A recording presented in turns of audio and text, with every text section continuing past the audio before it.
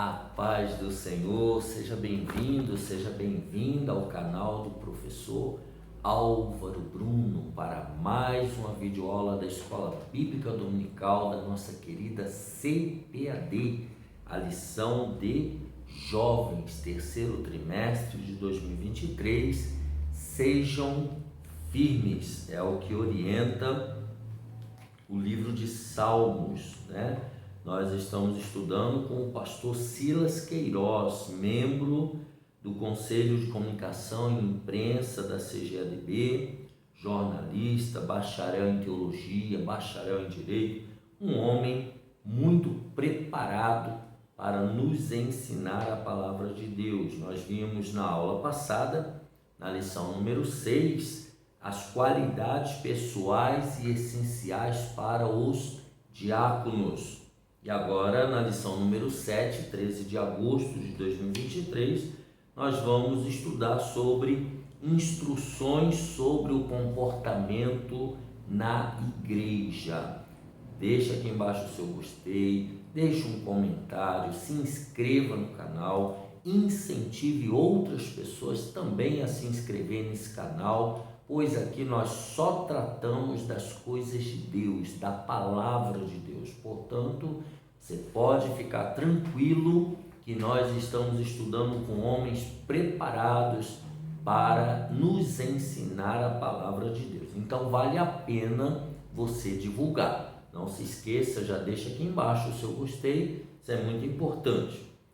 Texto principal: todas as coisas me são lícitas, mas nem todas as coisas convêm. Todas as coisas me são lícitas, mas eu não me deixarei dominar por nenhuma. 1 aos Coríntios 6:12. Resumo da lição. A igreja tem um relevante papel como coluna e firmeza da verdade e trata do ministério da piedade, que é a sublime revelação de Cristo. Os objetivos desta lição de jovens é, primeiro, compreender o propósito de Paulo ao escrever a Timóteo.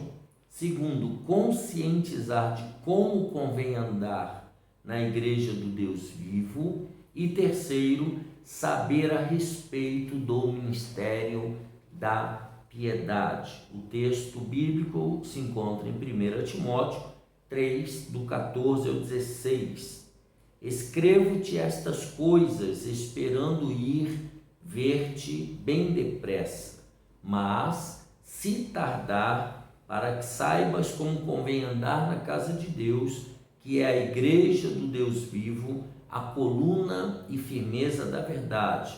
E, sem dúvida alguma, grande é o mistério da piedade.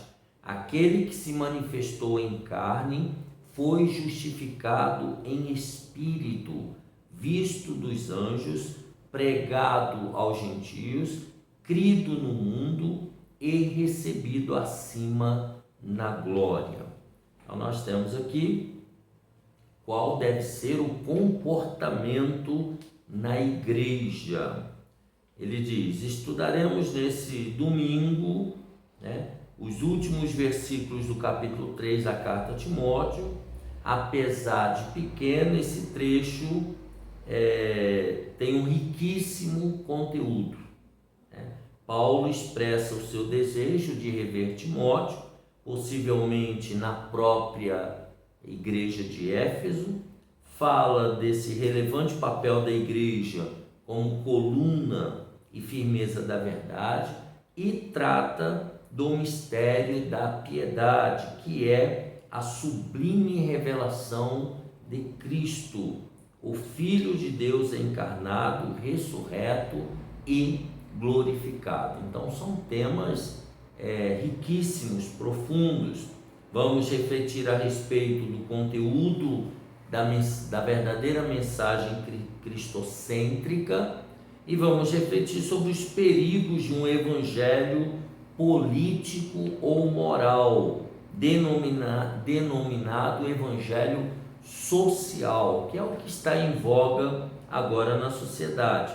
São faces diferentes de um mesmo problema. Manter a essencialidade bíblica da pregação é um grande desafio para a igreja em todos os tempos, ou seja, manter o evangelho de acordo com a palavra de Deus e não de acordo com a vontade popular, com a vontade social, né? Primeiro, o propósito de Paulo, uma palavra pessoal. Com a expressão escrevo-te estas coisas, Paulo volta a dar um tom bem pessoal ao seu texto, à sua carta, né? Principalmente ao dizer que esperava ir ao encontro de Timóteo bem depressa. Sabemos que Paulo estava distante, né? E isso mostra que Paulo pretendia retornar à Macedônia, à Europa, para a Ásia Menor, que é a atual Turquia, a fim de reencontrar seu amigo e fiel cooperador. Então esse era o desejo de Paulo, reencontrar Timóteo lá na Ásia Menor. Como já estudamos, Paulo escreveu a primeira carta a Timóteo durante viagem que fez depois de seu primeiro aprisionamento em Roma. Paulo foi preso em Roma, tá? Quando visitou Creta, onde deixou Tito. Nós estamos falando da primeira viagem missionária, e algumas cidades da Ásia como Mileto e possivelmente a própria Éfeso. De Mileto ele seguiu para Troa, de rumo a Macedônia, Filipos, Tessalônica e Bereia, região de onde escreveu então a primeira carta a Timóteo. Ele estava na sua primeira viagem missionária. No tópico 2, ele muda os planos. Paulo houve mudança de planos. No versículo 13 do capítulo 4, Paulo também expressa o desejo de ver Timóteo novamente, mas não há nenhuma evidência de que tenha havido o seu retorno para a Ásia Menor, porque ali ele já estava sofrendo prisões. Escrevendo a Tito algum tempo depois, o apóstolo informa que pretendia passar o inverno em Nicópolis, na costa ocidental da Grécia, ainda mais distante de Éfeso. Então, o que Paulo fala no primeiro tópico, né, que pretendia encontrar Timóteo, aqui ele já muda os planos, né, porque ele vai sendo direcionado por Deus para os lugares onde ele deve ir, onde ele deve pregar, e então ele se distancia, né, lá de Éfeso. Tá? O mais provável é que, saindo da Ásia Menor pela cidade de Troa, segundo Timóteo 4,13, Paulo tenha visitado a Macedônia, descido a Corinto, na Acaia, e de lá seguido para Nicópolis, onde provavelmente foi preso e levado para Roma, para ser julgado em Roma. Ele foi preso, ficou 2 anos preso lá em Roma. Assim como qualquer um de nós, Paulo também fazia planos, isso é muito importante, mas ele havia entregado a sua vida totalmente à direção de Deus, o que incluiu sofrimentos e o próprio martírio. Atos 9:6, né, quando ele se converte, se você abrir a sua Bíblia de estudo pentecostal, aí em Atos 9, quando ele se converte, os versículos 6 diz o seguinte: e ele, tremendo e atônito, disse: Senhor, que queres que faça? E disse-lhe o Senhor: levanta-te e entra na cidade, e lá te será dito o que te convém fazer. Então, a partir daqui, Paulo não tem mais domínio sobre a sua própria vida. Agora ele só fará aquilo que Deus mandar. Depois, o versículo 15 e 16, disse-lhe, porém, o Senhor: vai porque este, falando acerca de Paulo, vai porque este é para mim um vaso escolhido, para levar o meu nome diante dos gentios e dos reis e dos filhos de Israel. E eu lhe mostrarei quanto deve padecer pelo meu nome. Deus aqui estava falando com Ananias sobre Paulo. Então Paulo não teria uma vida fácil. No capítulo 20, 22, se você abrir aí a sua Bíblia de estudo pentecostal, Atos 20, do 22 ao 24, ele vai falando, né, a partir do versículo 17, de Mileto mandou a Éfeso chamar os anciãos da igreja. Logo que chegaram, disse: vós bem sabeis, desde o primeiro dia em que entrei na Ásia, como em todo esse tempo me portei no meio de vós, servindo ao Senhor com toda a humildade e com muitas lágrimas e tentações, que pelas ciladas dos judeus me sobrevieram, como nada que útil seja, deixei de vos anunciar e ensinar publicamente pelas casas, testificando tanto aos judeus como aos gregos a conversão a Deus e a fé em nosso Senhor Jesus Cristo. E agora eis que, ligado eu pelo Espírito, vou para Jerusalém, não sabendo o que lá me há de acontecer, senão o que o Espírito Santo de cidade em cidade me revela, dizendo que me esperam prisões e tribulações. Olha aí a vida do cristão, aquele que entrega a vida para Deus, olha o que o espera. E aí o autor comenta que fazer a vontade de Deus é sempre o melhor, mas não é mar de rosas. Quando a gente se converte ao Cristo, o nosso Salvador, é Ele que determina os planos para a nossa vida. E isso me impede ou te impede de fazer planos? Não, pelo contrário, devemos planejar, devemos ter planos, mas submetê-los a Deus, esperando se Deus vai cumpri-los ou se Deus irá alterá-los. Isso é fazer a vontade de Deus. Depois Paulo escrevendo, ele diz: mas se tardar. Então, ao mesmo tempo em que Paulo esperava rever Timóteo logo, também ele cogitava que sua viagem pudesse demorar. Ele estava submetido à vontade de Deus. Assim, ele enviou por carta suas instruções. Como ele não sabia se iria estar de corpo presente lá, ele mandou as instruções para Timóteo através dessa carta. O apóstolo se mostrou precavido e diligente, ele estava preparado para o que pudesse acontecer, fazendo o melhor uso possível do principal meio de comunicação da época, que eram as epístolas, que eram as cartas, né? Timóteo ficou devidamente suprido de orientações pastorais complementares àquelas que havia recebido pessoalmente. Então, algumas orientações ele já tinha recebido e agora ele recebe novas orientações de Paulo através da carta.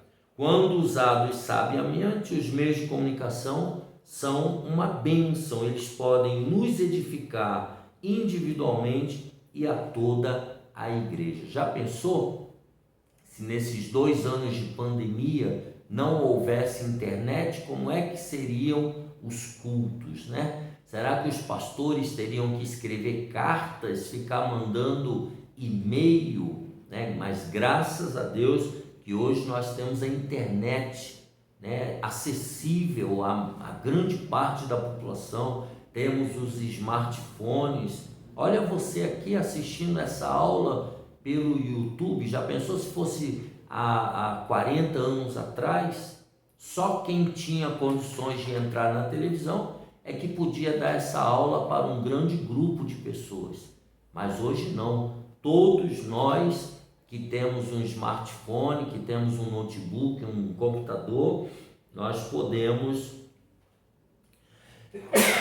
Deus me ajude, nós podemos usar a tecnologia para promover o reino de Deus na terra.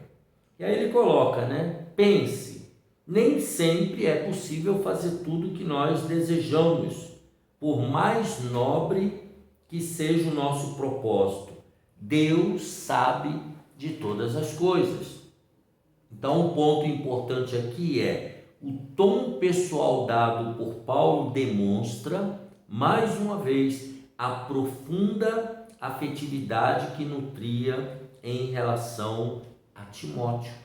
Então, nós devemos amar uns aos outros com esse amor de Deus derramado em nosso coração. Então, nós vimos aqui no primeiro tópico, Paulo dá uma palavra pessoal, depois ele indica uma mudança de planos, porque Deus o orientou para outro caminho, e ele demonstra estar precavido quando ele diz, mas se tardar, quer dizer, adiantando para Timóteo que talvez as coisas não saíssem como ele estava planejando. Número 2, a igreja do Deus vivo. Como convém andar? A construção gramatical aqui, utilizada por Paulo, nos permite entender que o ensino não era somente para Timóteo, mas para todos os crentes de Éfeso. Então era para toda a igreja, e via de consequência para os cristãos de todos os tempos, pois visava a igreja do Deus vivo. Então aqui, como convém andar, envolve Timóteo, envolve a igreja que ele estava pastoreando e envolve toda a igreja de todos os tempos. São instruções ao comportamento de todos que são chamados para pertencer à família de Deus da nova aliança. Então, como convém andar, eu e você também devemos nos enquadrar nesta palavra. Número 2, casa de Deus. O sentido aqui não é físico, obviamente, é um sentido figurado. Paulo não está se referindo ao templo como edifício, mas ao corpo místico de Cristo, que é a igreja formada pela reunião de todos os santos, os quais são o templo do Espírito Santo, a habitação permanente de Deus. Então, todas as pessoas que servem a Deus, em todas as épocas, eles compõem a igreja de Cristo, o corpo de Cristo. É a universal, conforme diz Hebreus 12, 23, é a Assembleia Universal e Igreja dos Primogênitos, que estão inscritos no céu, cujo nome estão no livro da vida. Jesus, então, anunciou aos discípulos a edificação de sua igreja, Mateus 16 e 18, usando um termo grego bem conhecido na época, que era eclésia, que é formado de ek, para fora de, significa para fora de, e clésis, que significa chamado. De acordo com a Bíblia de Estudo Pentecostal, tem o sentido literal de reunião de um povo por convocação, ou chamados de fora do mundo para dentro do reino de Deus. É para esse povo, então, que são dirigidas as instruções de Paulo. Onde quer que nos reunamos, precisamos nos comportar de acordo com a palavra de Deus. Devemos nos comportar na casa de Deus de acordo com a palavra de Deus. Número 3, o Deus vivo. A expressão igreja do Deus vivo, e voltando à eclésia, são chamados para fora. As pessoas são chamadas do mundo, para fora do mundo. A expressão igreja do Deus vivo contrasta com os inúmeros templos dos deuses pagãos da época. Lembrando que Timóteo estava em Éfeso, naquela região da Grécia havia muitos templos pagãos, né? Ídolos mortos que não podiam esboçar nenhuma reação ao culto que recebiam, eram puramente imagens, né? Ali mesmo em Éfeso, muitos haviam se convertido a Cristo, abandonando os seus ídolos, o que causou grande alvoroço na cidade, que havia um mercado forte de produção de ídolos, né? Hoje, igualmente, precisamos ter fé e convicção de que estamos servindo a um Deus vivo. O nosso Deus, ele é vivo. Jesus falou: eis que estou convosco todos os dias, até a consumação dos séculos. E ele disse mais: eu e o Pai viremos para ele e faremos nele morada. Em Atos 2, a igreja recebeu o Espírito Santo de Deus. Então veja que nós estamos muito bem acompanhados do Deus vivo. O nosso Deus, ele é vivo e ele está vivo. Então não podemos perder a poderosa presença de Deus na nossa vida individual e coletivamente como igreja.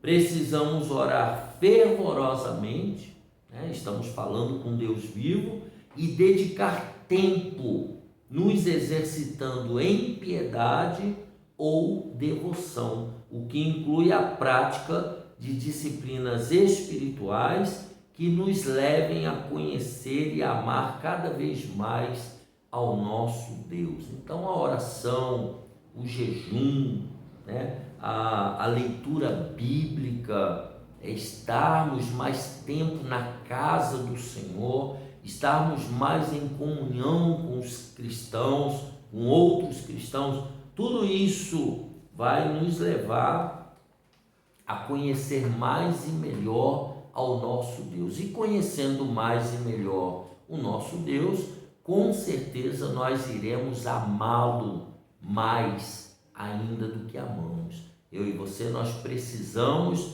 nos apaixonar todos os dias pelo nosso Deus, o Pai, o Filho e o Espírito Santo. Então a igreja do Deus vivo, o mistério da piedade. O que significa isso? Coluna, primeiro subtópico, coluna da verdade. Mais que um sentido geral, verdade aqui tem um sentido fundamental e específico, que é o mistério da piedade.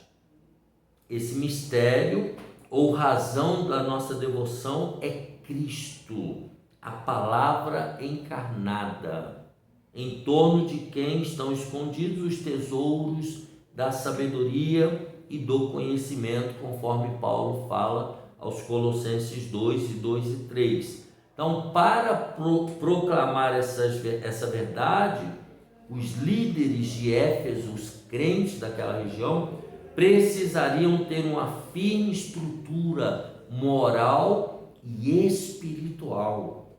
Tá? Por isso, as qualificações apresentadas por Paulo eram fundamentais. O enfraquecimento da liderança compromete a mensagem. Tá? Então, isso é muito importante. As qualificações morais, as qualificações espirituais desses obreiros, né, diáconos, presbíteros, anciãos, pastores, todos eles precisavam ser bem orientados, ter uma boa estrutura para que a mensagem não fosse comprometida. Aí ele coloca um risco enorme de se tentar reduzir o evangelho a uma pregação de moral pública, ou seja, voltada para a sociedade, enquanto as qualificações individuais vão sendo desprezadas. Em tempos trabalhosos, 2 Timóteo 3:1, não são poucos os que estão reduzindo o evangelho à defesa de pautas públicas, à defesa de coisas que agradem à sociedade. Uma pregação aparentemente espiritual, mas bem afastada da mensagem cristocêntrica. Então nós vivemos esse tempo em que as pessoas querem uma mensagem, né, aliviada, uma mensagem mais superficial, uma mensagem que agrade as pessoas, vai dar tudo certo, você vai ficar rico e etc e tal. Essa é a mensagem que esse povo quer, não uma mensagem cristocêntrica, uma mensagem que nos faça ser iguais a Cristo, a seguirmos o padrão de Cristo na nossa vida. Diferente, né? Segundo, verdade libertadora. A única mensagem libertadora é o evangelho bíblico completo, que expõe o mistério da piedade. O que é esse mistério da piedade? Ele explica aqui, encarnação, morte, ressurreição e glorificação de Cristo. Esse é o mistério da piedade. Seu poder regenerador, seu poder justificador e seu poder redentivo eterno, ou seja, o poder da morte e da ressurreição de Jesus em salvar o homem da perdição eterna. Essa verdade que está em Cristo traz regeneração, traz justificação. Então, esse é o mistério da piedade. A vida de Jesus, a vida, a morte, a glorificação e o poder de tudo que Jesus fez na minha vida e na sua vida. Mistério da piedade. Esta mensagem, e somente ela, esta é a mensagem cristocêntrica, tem o poder de libertar o homem e dar-lhe força interior para vencer suas inclinações pecaminosas, afastando-o de toda a imoralidade e mundanismo. É só esse poder do mistério da piedade, do evangelho real de Cristo, que capacita o homem para vencer a sua velha natureza. Depois, uma pregação moral, portanto, é como atacar as consequências de um problema, deixando inatingível a causa do problema. É igual você tem uma dor de cabeça e toma uma dipirona. Resolve o problema da dor de cabeça, mas não vai lá na causa. É necessário saber o que está causando a dor de cabeça para poder curar lá na causa. É igual esse evangelho, essa pregação moral. É uma pregação que não resolve o problema da alma do homem, só resolve um problema aparente. Isso é o que tem sido feito em parte, com parte da pregação evangélica, fazendo dela um discurso político na vã esperança de transformação da sociedade. Então tem muitas pregações que elas são pregações políticas, não é uma pregação cristocêntrica. O problema da humanidade, afinal de contas, não é primariamente coletivo, mas é um problema individual, precisa atingir cada pessoa. Não existe libertação da sociedade se os indivíduos permanecerem presos em seus delitos e pecados. Então a libertação, ela é primeiro individual. Homens imorais jamais construirão uma sociedade moralmente sadia. Somente homens lavados e remidos no sangue de Jesus, colocados na governança, é que construirão uma sociedade moralmente sadia. Depois ele diz que o verdadeiro evangelho, portanto, apresenta a Cristo, o homem perfeito, único que tem o poder de libertar, perdoar os pecados e produzir uma profunda transformação do caráter. É só Jesus, o homem perfeito, o Cristo. É a obra, então, da regeneração, pela qual se inicia um processo progressivo e permanente, que é o crescimento em santificação conforme está escrito em Hebreus 12:14. Sem a santificação, ninguém verá o Senhor. Então é essa obra da regeneração, né, que leva a esse processo progressivo e permanente de santificação. E a pessoa vai crescendo em santificação. Somente a graça de Deus nos faz alcançar virtudes espirituais como o domínio próprio, que é fruto do Espírito. Número 3, o conteúdo da mensagem. Nós vimos então a verdade libertadora em Cristo Jesus. Agora, qual é o conteúdo da mensagem? Igrejas, aí ele faz um histórico aqui. Igrejas da Europa e dos Estados Unidos da América vivem trágicos resultados de um processo de declínio da pregação. Já não se valoriza mais a pregação nesses lugares.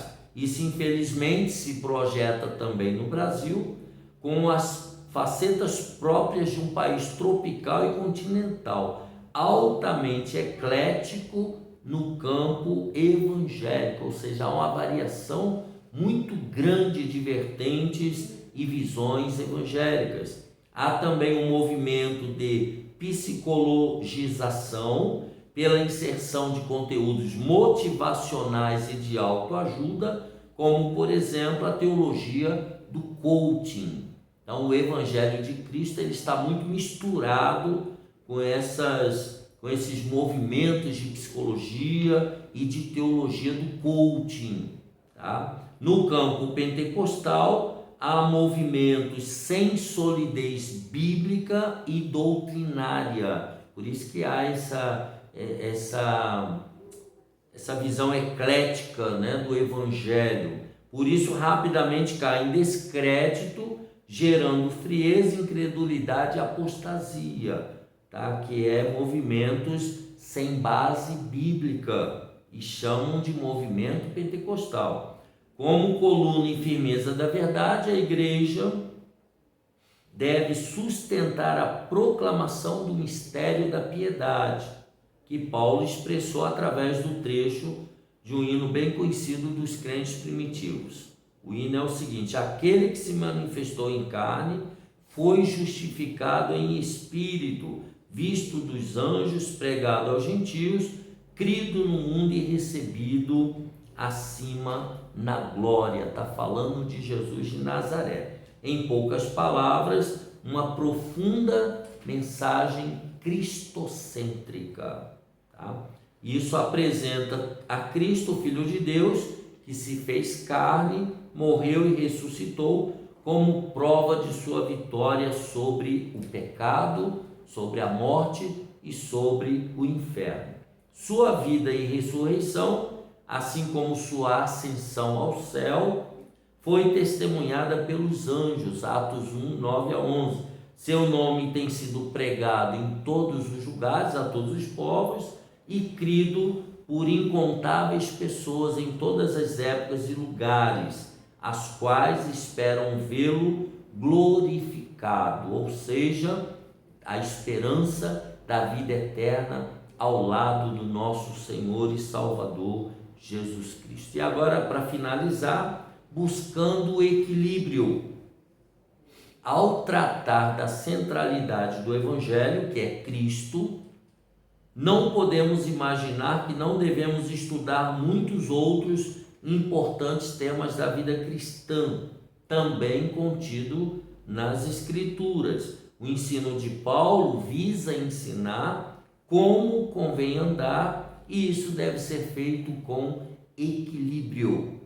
A Bíblia sempre trabalha com equilíbrio. O segredo do equilíbrio é ter Cristo sempre no centro de todas as coisas, interpretando e aplicando os ensinos relativos a todas as áreas da vida.